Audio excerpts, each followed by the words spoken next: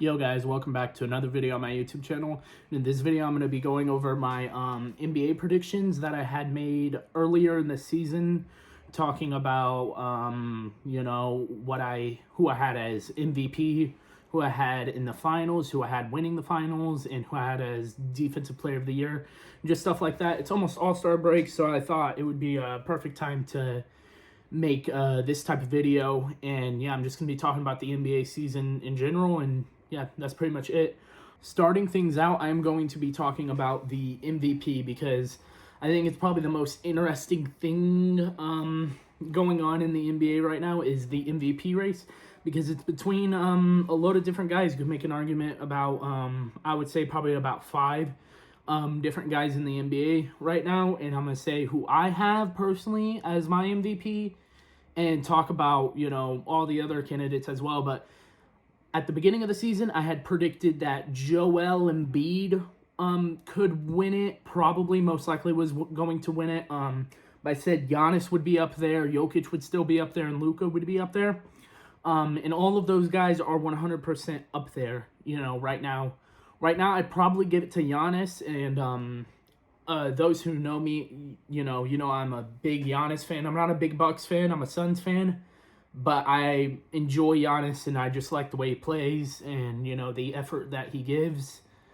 But right now I would probably give it to Giannis, mostly because the Bucks have been injured almost all season, and he's carrying them to like the second seed in the East, and is putting up a good records and everything like that, and he's had like 250, 350 point games, something like that, this season, and he's constantly dropping 35 bombs, and I think he's averaging around like 33, 11, and like 5, which is really good while being pretty good on defense. Obviously, he doesn't have the defensive stats this year, I would say. His defensive stats have been pretty mediocre, but you can tell by just watching the game how much he actually is playing defense, and he's an amazing help defender.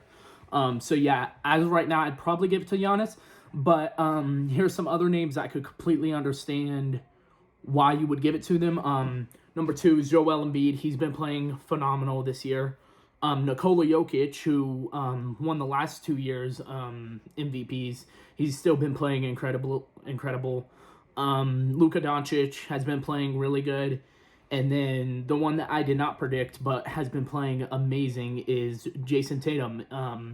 I can see where a lot of people are saying that he should get it because he's the best player on the best team. But he's probably 5th in my candidates. I'd probably put Giannis, Jokic, Embiid. Embiid and Jokic are almost interchangeable for me. Luka's up there too. I don't really know. It's so close. And then probably Tatum, but it's all really, really close. And yeah, I know some people really think it should be Jokic, and I can see where they're coming from. But a few things I wanted to touch on with Jokic is, and why I think, for me personally, I don't think he's the MVP is the attitude on how he's won the last 2 MVPs has changed this year. So, for example, the last 2 years, they were saying how it didn't matter that they were the 6th seed, in the West. It didn't matter anything like that because, he was dealing with injuries, with his teammates and stuff like that. His teammates were going out and he was still playing incredible. And I completely agree with that, but now it's starting to change where they're like, well, they're the first in the West, so he should probably get the award and all this other stuff. But it's like, you weren't saying that the last 2 years, but now you're bringing it up now. I don't think that's fair. And looking at how Giannis has been dealing with his team having a lot of injuries, it's different, The last 2 years, Jokic could carry him to a 6th seed, but he was struggling. This year, Giannis is dealing with a lot of injuries. Like, Chris Middleton's been out, and like whenever he comes back, he's only playing backup minutes, and he's not playing amazing. He's not nearly at full strength. And just pretty much the whole team has been in and out of the lineup with injuries, and he is carrying them to a 2nd seed still. So yeah, that's why I don't have Jokic at my number 1, but he's close to. Embiid is very close. They're all pretty much super close. I don't want to go on too long on why I think Giannis is the MVP, because you make an argument for 5 guys, and yeah, I mean, that's pretty much it on the MVP. Okay, defensive player of the year. At the beginning of the season, I had said that the two guys that would be candidates for defensive player of the year that I could look at were Giannis Antetokounmpo and Kawhi Leonard. Now, obviously, probably super dumb of me to pick Kawhi Leonard. I just thought that he would be healthier at this moment in time, but he has not been really healthy, pretty much in and out of the lineup all season long, playing backup minutes in a few games, and he's not been fully healthy, so super, just not really a good pick. I didn't know how healthy he was going to be, but I thought he would be in there, but he's not. And also, I don't think Giannis is defensive player of the year caliber this year. But someone who I think is his teammate, Brook Lopez. Brook Lopez has been amazing all season. He's been an elite rim protector for pretty much the whole entire season. And he's just having a great season. Two other guys that I think are having really good defensive season, Nicholas Claxton for the Brooklyn Nets and Jaren Jackson Jr. for the Grizzlies. And yeah, both those guys have been phenomenal on defense. I would probably say Brook Lopez, though, is probably my pick, but Nicholas Claxton is right behind him. And Jaren Jackson Jr. would be up there a little bit more if he didn't get injured, if he wasn't so injured, all the time. But yeah, those are my top three guys, and that's pretty much it on that. Now I'm going to move on to the finals, and I believe in the Eastern Conference, who did I have make the finals? I had the Bucks making the finals in the Eastern Conference, and I still believe that that's possible. I don't know if it's 100%, it's obviously going to be tough, but the only teams that I really think are good in the Eastern Conference right now, good enough to make the finals, are the Bucks, Celtics are the top two. The 76ers, the Cavs are still there, but the Cavs are a little bit lackluster. They play good. They've been playing pretty good, but I would probably say the only really two is between the Bucks and the Celtics. I'd be kind of surprised if I saw the 76ers, the Cavs, or another team in the East make it, unless injuries were involved, of course. But, yeah, I don't really know. It's super close between the Bucks and the Celtics because I think fully healthy, I do think the Bucks can beat the Celtics. I just think that they have a better defensive core, and they gel really well together whenever they are gelling. Like, they have a lot of inconsistencies, and I think the Celtics are the more consistent team, but whenever the Bucks are going, they are unstoppable because they have a tremendous three-point shooting. They have a great interior presence with Giannis and Brook Lopez. They get to the line pretty well. Their defense is amazing whenever they're gelling. So yeah, I think the Bucks are the better team whenever they're both at their best and playing the best.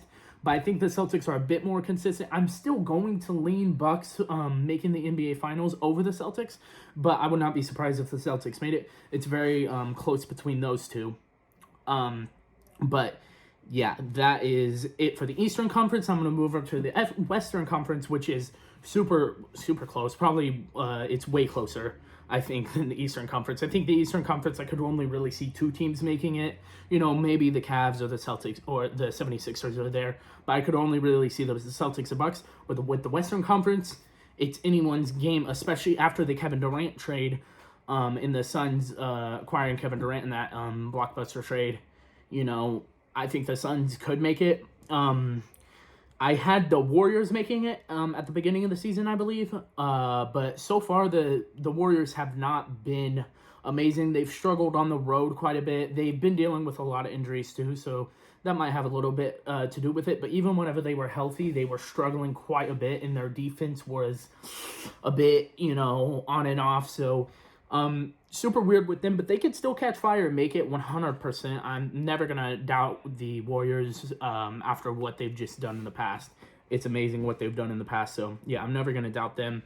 But I would probably say right now, if someone, asked me right now, I would probably say the Nuggets are the most likely to make it.